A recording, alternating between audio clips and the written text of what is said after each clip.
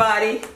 What's going on there? I tell you, it's a wild, wild world these days. Guess where we are? We are in lovely, beautiful Ventura County at the home of our wonderful guest, author, journalist, investigative reporter, Ivor Davis. And I don't know about you out there, I just discovered the beauty of this man. I mean, I've heard about these stories, but never knew or thought about who wrote them. Where did they get these stories from? Who told them what happened? Who goes in there? This is why we have this investigative reporter right here. And investigative reporting is not an easy thing to do. You know, you've got to sneak, you've got to find out information that people don't want to necessarily tell you. So the fact that he's written not one, not two, but three great books and many more, but the three that I find that are the most I want to talk about in today is one, it's called The Devil in My Friend, an inside story of the Malibu Murder. Remember the Malibu Murders? Yeah. He is also, and I want to add, we are celebrating the 60th anniversary of his book, The Beatles and Me on Tour. Okay, we're going to talk about that. And then we can't forget my master manipulator. I call them warlocks because that's the way I see things. Charles Manson. And you know the kind of stuff that he was into. So without further ado, let's talk to Ivor. It's wonderful having you on the set today. Well, thank you so much for inviting me, and I'm looking forward to our conversation. Thank you for having us out. So let's get right into it. Now, I read the book. I'm not going to go into heavy details. I really want you guys to read the book, especially people like me that are interested in why people are driven to do what they do. Crimes of passion for love and money and romance and sex and all of that. So that's what we're going to talk about. We're going to first talk about the Malibu story, The Devil in My Friend, which is the story of Fred Roehler and Fred Roehler, and what happened to them. So for you, those of you who have never heard of this, you're about to hear about it now. So start us off. The book talks about how this man, I guess you guys met them. It all started in the 70s. He grew up in Centerville. Was it in Centerville, Ohio, Centerville, right? Correct, yes. Okay. And how he went from being this kind of young, handsome, virile man that everybody expected so much out of, including his parents, who he was taught to, no matter what, you respect your mother. And the woman in the house, I believe that they adored their mother, worshiped their mother. And their father was a little bit of a master manipulator himself. So I'll let Ivor tell you. So what happened? What made you and his wife at the time, his late wife, Sally Ogle Davis, decide to investigate on your own after Roehler was charged with the murders of his wife and his young 8-year-old son, Doug?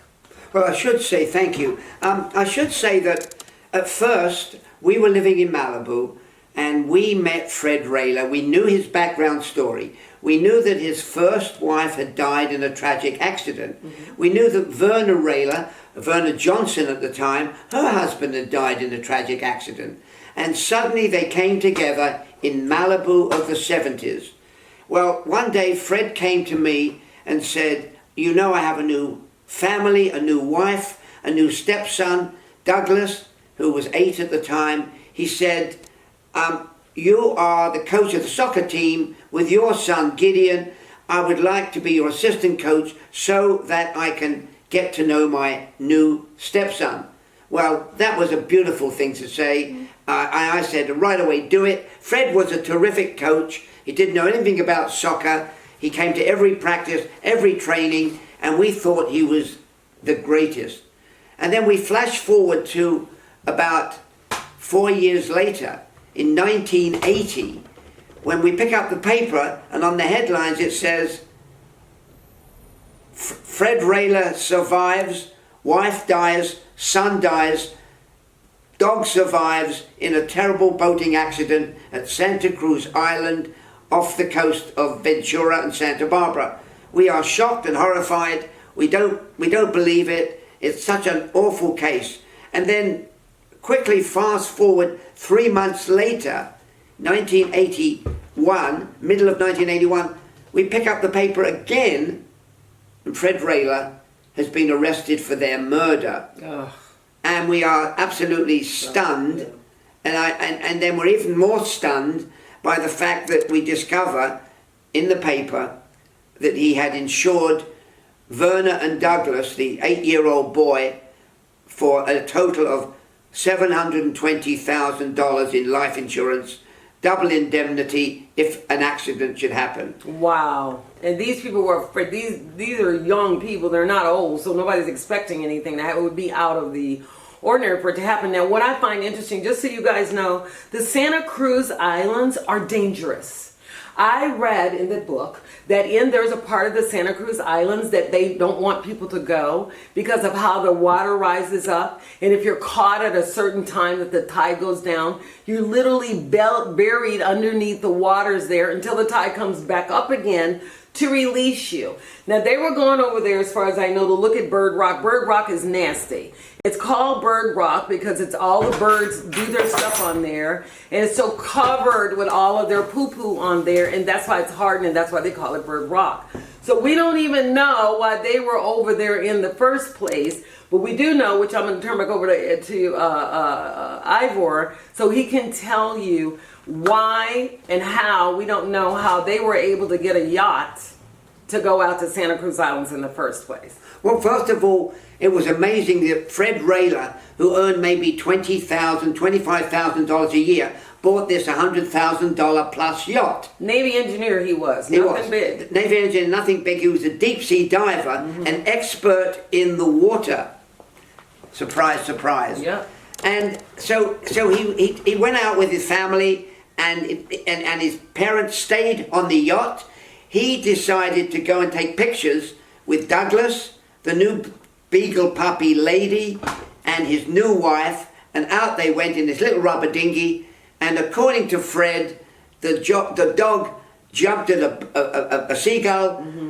Then Fred reached to get the dog. The boat overturned. Fred came up moments later after he'd been trapped under the boat by his camera strap, and discovered young Douglas and his wife floating face down.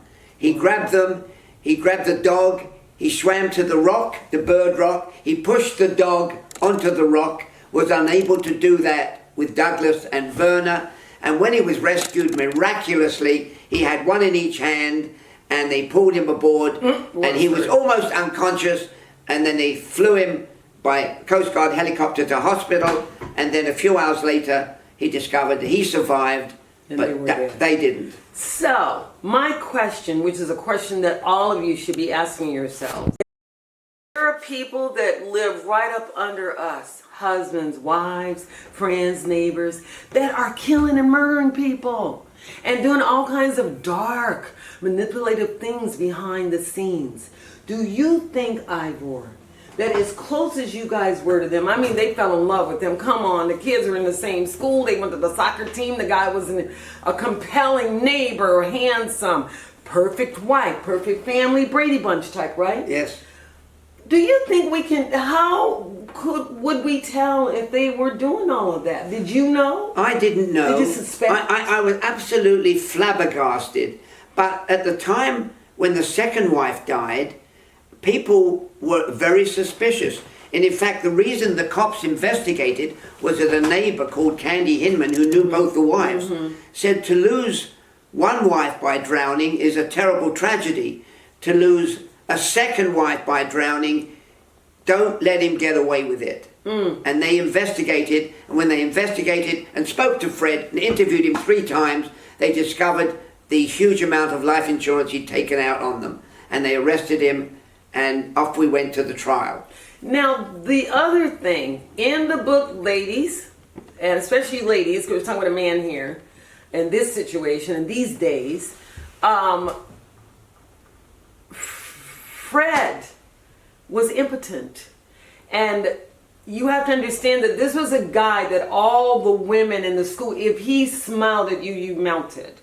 If he looked your way and even spoke to you, you were ready to relieve yourself of any clothing that you might have had on at the time. That kind of charisma this guy had. And all the girls were just like after him. Even I think Jean, when she was telling her story about how they first met and how he was so beguiling, you know, and he was so, she just was like, oh my God, I'm head over heels in love with him. And then at the last minute, he decided to pull out. What happened was, and Ivor will tell you some more, is that his mother and his parents, but particularly his mother, who he adored, adored their mom, had made a pact that they could never get divorced. That you don't divorce women. No, we don't do that in the family. You're married forever. No matter if the person's crazy, you're still going to be married.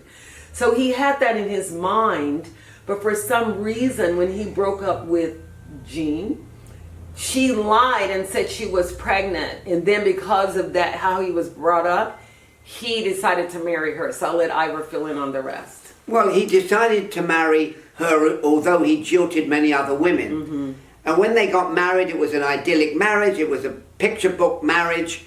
And then Jean became quickly disenchanted with him. She went to a place called Life Springs, which was a self-help group. I went to Life Springs. You were there? Mm-hmm. Okay, so you know exactly what it is. Mm-hmm. The idea was that you sort out your problems. Jean sorted out her problems and realized she wanted to get a divorce. Fred did not want a divorce for what you just said a moment ago. You don't get a divorce in the Roehler family. And believe it or not, we discovered this later on, literally 48 hours or less, then Jean went back and told Fred she was going to file divorce. She was dead. And she died in the swimming pool in another terrible accident, supposedly. Little fishy, don't you think? And my man had an impotency problem. I found that so interesting, and I kept trying to tie in the pressure of being that guy. Out of all the brothers he had, he was that guy. Everybody looked up to Fred. He was that guy, the pressure. You got to be the best. You know, your father, you got to be the best. You know, you have to do this, you have to do that. And I don't know if I don't know anything about why men are impotent, but I do think that the fact that he couldn't do certain things for women, it might have caused some kind of rage or something inside of him, you know, and maybe he lost control in some sort of way because he was kind of a narcissist at heart. Which leads me into your second book, or talking about Charles Manson, who had a similar problem. I'm going to tell you why. In my opinion, you tell me what you think. Manson was a short guy. And oftentimes, either men that are shorter, they make up for being taller by being an incredible, amazing man, or they have some kind of guilt complex or something. And I think he sought to control women because he was a guy that didn't have the height and all of whatever he didn't have. You tell me, I don't know how they do. I don't know how I didn't even know Charles Manson was only 5'4". And he had all of those women doing all these things for him. What do you think it was? Well, I think part of what you said is true. But the interesting thing about comparing Manson to Fred Roehler is, you know, at first glimpse you would say not. Manson was a runty-looking fellow. Fred Roehler was 6'4", bulky. He was like a movie, an action hero, but emotionally, of course, there may have been a similarity. Yeah. There was a similarity now that you bring it up. Manson wanted to control. Fred Roehler wanted to control, and Manson, tragically, for Sharon Tate and the whole Roman Polanski family, persuaded these young women to do his bidding, because he didn't grow up in Midwest America. He grew up in boarding schools, in reform schools, in jails. So there is a psychological difference. Yeah. But the bottom line, as you point out, is they both were control freaks in their different way. And most people know Manson ordered the murder of so many people, and Fred Roehler plotted it himself. I'm not a psychiatrist. See, the difference in Manson and Fred is that Manson had sense enough to let other people do what he wanted them to do. He controlled the others, but Fred, He wanted the excitement and the thrill for himself. He wanted that thrill. And I do think that psychologically, now that we're talking about both those books, and they both involve, I call men that are manipulative, I call them warlocks, because they have a certain amount of power. And they're very powerful men that have decided to use a negative power. They've decided to use their power in the negative versus doing good with that kind of power. So I see them both as being similar people because both of them sought to control. And even though you just said that Manson was in boarding schools, jails, and all of that, I think you could have said that Fred was in a bit of a jail because he had a controlling father. And from what I read in the book, his father was controlling. They were kids. The mother didn't mind the father being controlling. She believed that the man should go out, make the living and everything, and the mother should just stay at home and be like, she had no problem with any of that, in a whole different time. But I found it interesting, and you could say this, maybe say a little bit more about that he had a problem performing. To me, him being under such pressure to be everything for everybody, and then to be like that in the sack and be such a disappointment, because part of the reason that his wife wanted to divorce him is because he couldn't get it up in the sack. He couldn't keep it up. And so I wanted to talk to you. I think that's a very important thing to talk about men. Men are often overlooked for people that have mental problems. You always have to be strong and be a man. You can't cry and you can't do this and you can't do that. Well, women are allowed to be emotional feelings or whatever. Men are oftentimes not allowed those kinds of expressions. So do you think that had a problem, that influenced Manson and Fred because they were men and had to be a certain way? And then Manson, his home got totally destroyed, so who knows what, he was just angry maybe. What do you think? Well, I'm not a psychiatrist. No, but your thoughts. But my thoughts are that in their own strange ways, there is a similarity based on what I said a minute ago, which was basically that they decided they wanted to control the situation. And if there was a situation that was out of their control, they didn't like. Fred Roehler wanted to show his family, his mother and his father, that he was Mr. Perfect. Mm-hmm. And Mr. Perfect does not get divorced. And if somebody suggests they get a divorce, Fred says, in his mind, I mean, we're playing games here, in his mind he says, she's not going to divorce me. I think she will die before she divorces me. And guess what happens? She drowns in the swimming pool. Now, Werner's situation may be very different, because by that time, Fred Roehler, I think, decided he needed some fast cash. He bought a yacht that was beyond his page scale, and he had to pay for it. And one important thing about Fred Roehler that I must tell you is when I went back to investigate his career, I discovered that his father had taught him all he wanted to know about insurance claims. Yes. His father had a boat that mysteriously burned. His father had a guest house that mysteriously burned. His father had other things, and what happened was Dad collected. Fred then came back to California, lived in San Francisco and Malibu, and all of a sudden he began to claim similar things: a burnt car, a burnt guest house, a burnt boat, and he collected. But the jump, you tell me. I'm sorry you're asking the question. No. Yeah, I want to know your thoughts. But you tell me, what a terrible jump is it from collecting on inanimate objects that are destroyed, going to human life? Not very big. And I found out, and my studio guy, who I want to give a shout out to, Nirvana Studios of Hollywood, thank you so much for always being there for us. We were talking about that very same thing you said about insurances. Really be careful about insurance. Most of us aren't thinking to manipulate other people for their money. But you would be surprised, and I'm sure that you can attest as well as a lot of you out there. A lot of things we find out when people die. Oh my gosh. You talking about demons and greed coming out? Haven't you seen that? Yes. Like, you think I think that was his motivator. Was that you are never going to make me look bad in the public. I've got an outstanding image of myself, and then you're going to come along and divorce me, and I may not be. whatever that drove people, because people get desperate and they can't, then they do something stupid like murder. Well, my father-in-law used to say, where there's a will, there's a relative lurking. Not a way, a relative. A relative or a spouse. And there's a certain truth to that.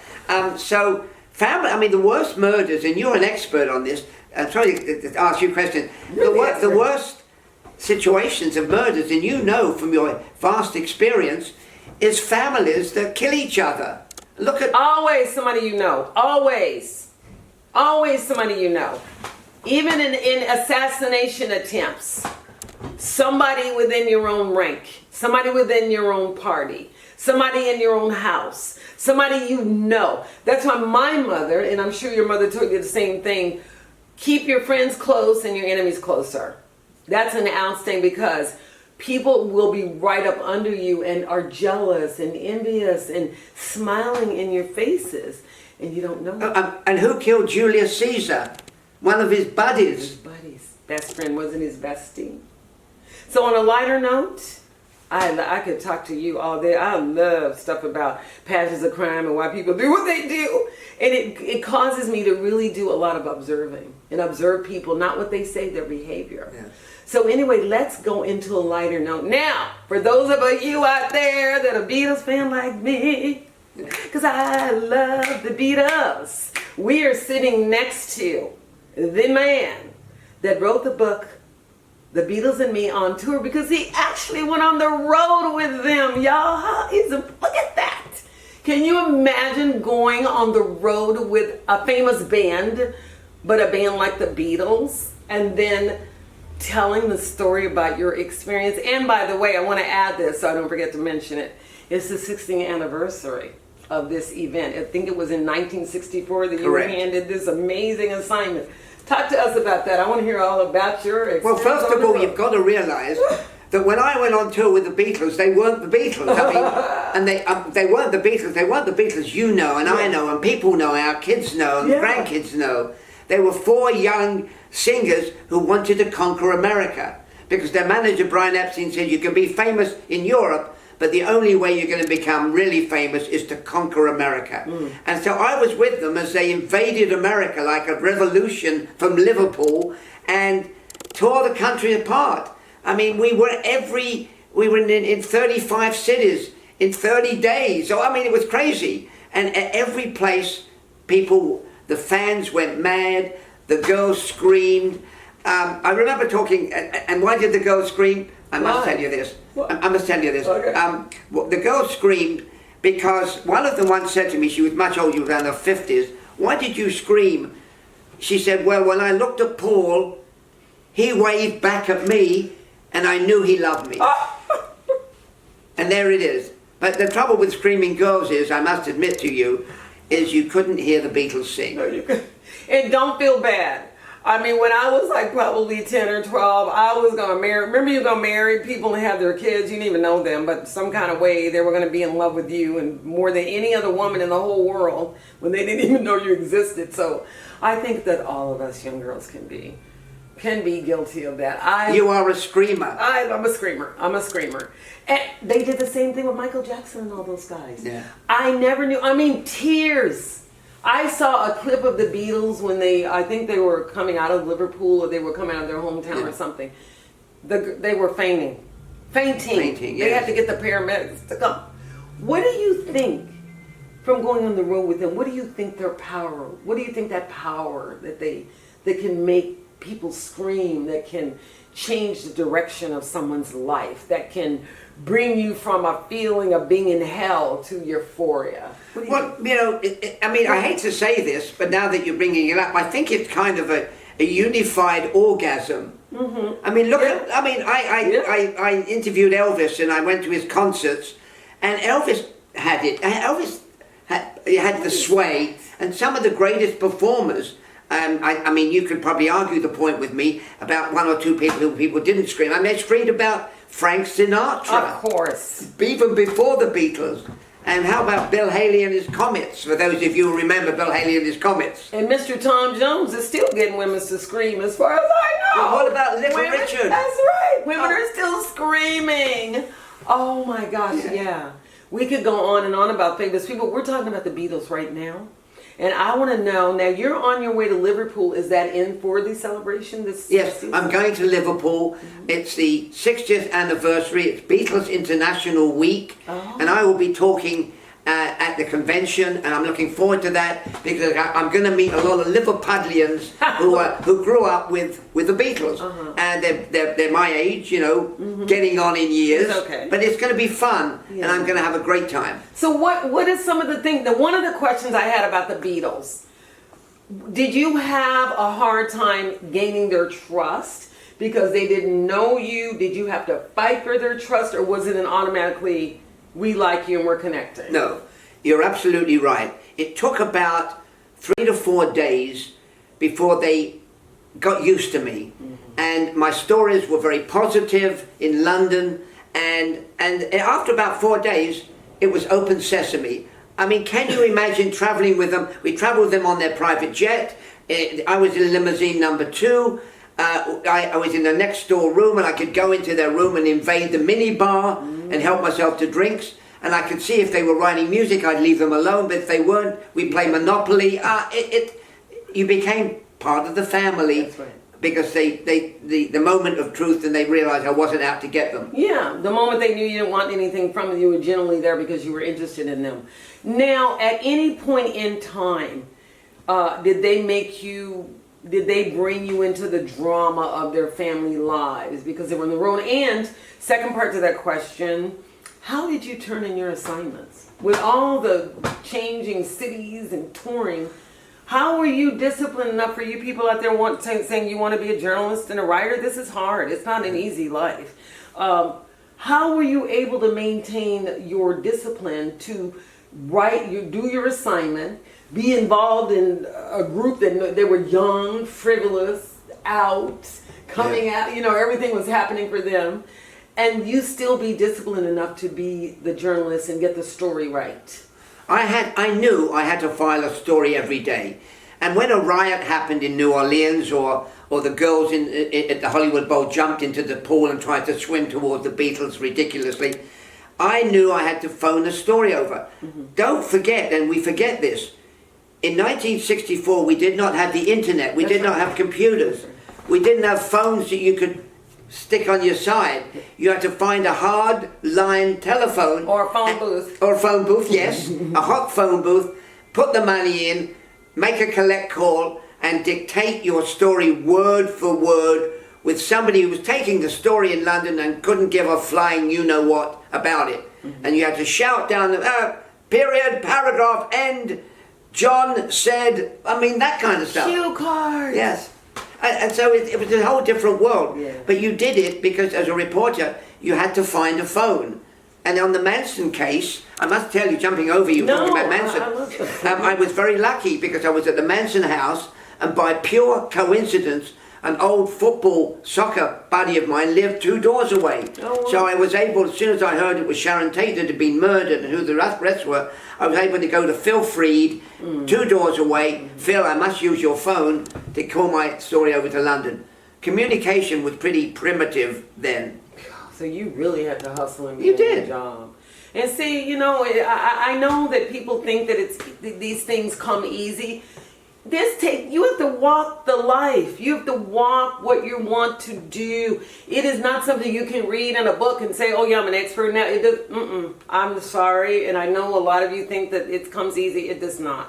It takes sometimes years to define and to polish and to get yourself to the level where you can call yourself a professional. Well, I must ask you this. You do this brilliantly. Oh, thank you. But the point is, when you started out, you were probably a bit nervous, but you get into a routine. It's what you get used to. You have deadlines, and you perform to deadlines. I think we all do. Yeah. And actually, because the adrenaline is pumping, you deliver on time. I mean, the deadline gives you the oomph. The drive. The drive, Get yes. it done. So there you go. You go, I can do it, I can do it, I can do it. I have to do it. And I want to talk to, he didn't tell you this, I'm going to tell you. Did you know that he and his wife were the editor for the Los Angeles magazine. Yes. How long did you go? How long were you there? Well, 15 years. Wow. But that was fantastic. 15 years as editors at the LA magazine, because we had access to some of the greatest stars in the business. I mean, I spent a week with Muhammad Ali. I mean, I was with Jack Nicholson. So many people, because everybody wanted to be Robin Williams, a genius. Yes. And everybody wanted to be on the cover. That's right. And because they wanted to be on the cover, you know this, they become available. Yeah. And it was fun. It was a terrific ride. Cary Grant, the whole works. Priscilla, Elvis's wife. Yeah. You know, I mean, they all wanted to be on the cover, and so they say, "Come over and talk to me." I'm telling you, I love you. This is fascinating. You know, I could talk to you forever, I swear. Before we go, because, you know, our show is 15 minutes, but when we have someone as wonderful as this human being right here, I am willing to stretch my time, okay? On my dime and my time for this right here. This is some valuable stuff, treasures, gold. But what I want to ask you is that in your time and doing all of these things, what has been the most, in moments of silence, where you're by yourself and you're thinking, wow, this is happening to me. I'm a reporter. I'm out here with these famous people, me and my wife at the time, and now you know, doing what you do. What are some of the things that came to your mind? Did you have any flashes about your childhood or what you thought your dreams were going to be? Did they match what you had in your mind? Well, I grew up in a very humble home, working class home in the East End of London. Yeah. You know, during World War II, when the world started, we lived in a bomb shelter. And in a way, living in a bomb shelter, and then the war finished, that was the war against Hitler. The war finished, and we had ration books. So we grew up appreciating everything. And I was very lucky. I wanted to be a detective. I was too short to be a policeman. Oh, you were? I was too short in those days. I didn't even know there were any requirements to be. There were. Back in England, you had to be 5'7.5", and I was 5'7.25". No, I was much shorter. Too short. But short people as what's the name of the singer? Anyway. Yeah. So I mean, I've been living a dream, really, and it took me a long time to realize I'm going to put down some of my dream assignments, because that's the fun of life, and you can talk about the movie stars, and you reminded me of somebody else, you know, during our conversation earlier. Oh my God, yes, I spent time with him, and I spent time in Jamaica with Harry Belafonte, and suddenly these things come back. Yes. And you better put them down, as you know, we all know. When writers come to me and say, I want to write a book about my life, I said, but I don't have time. Make time. Yes. You write. You gotta make time. You've got to make time, and because, and I must tell you one other thing. That's right. Being a journalist for a daily newspaper with deadlines every day of the week, you do a story, and when the assignment with the Beatles was over, the next morning the office called me and said, the Warren Commission report has just made its report on the death of John Kennedy. Do the story now. And so you forget about the Beatles and you go on to the next big story. And it's a bit like what you do. You do an interview, and then you have to forget about the one before. You go on to the next case. The next story. Next case, please. Yeah. Anyway, so that's the next story. Yeah. So, as we come to a close, which I am very reluctant to do, can we look forward to seeing you? He's got some stuff coming up on Netflix, y'all. And also, you have, I believe, 3 more books in the works, or some. Well, I've got one more book about my adventures in Hollywood. Okay. Which will include people that I spent wonderful times with. I mean, I was lucky. Like the people we were just talking about. Yeah, I mean, I tell you, the week with Ali, a week with Sammy Davis Jr., time with Cary Grant, Elizabeth Taylor, Richard Burton. Wonderful stories. Getting drunk with Paul Newman. He was so handsome. He's got those blue eyes. Remember, he has the unusual blue eyes they talk about. Oh wow. So I'm writing another book, which will come out next year, and I'm enjoying life. And I think if you enjoy life, even though you lose the one you love, you still can bring your own happy. Yeah. You still can make life happy for you. So, for those of you who don't know me, my name is Osiris with 15 Minutes to Show. You can find out more about me on Onk Entertainment 1 .net. That's my blog, which this interview will be on, as well as our YouTube channel, 15 Minutes The Show. I'm a painter. I have an IG page. It is called Osiris_Munir_the painter. And as you know, this has been 15 Minutes The Show. We want to thank our guest today, Ivor Davis, author, journalist, and investigative reporter is the part I like. Ivor Davis, bring that to us live from Ventura County. And do you want to say anything else? I just want to say thank you, Sarah, and thank you, Eric, for tolerating our noise and for sticking with us. Oh, we did it. He did a fantastic job. I'm in love. Okay. So whoever's in love with me, I found my new love right here. Okay. All right. Bye. See you next time. Don't forget to smile. It works wonders. Bye. See you next time. Bye-bye.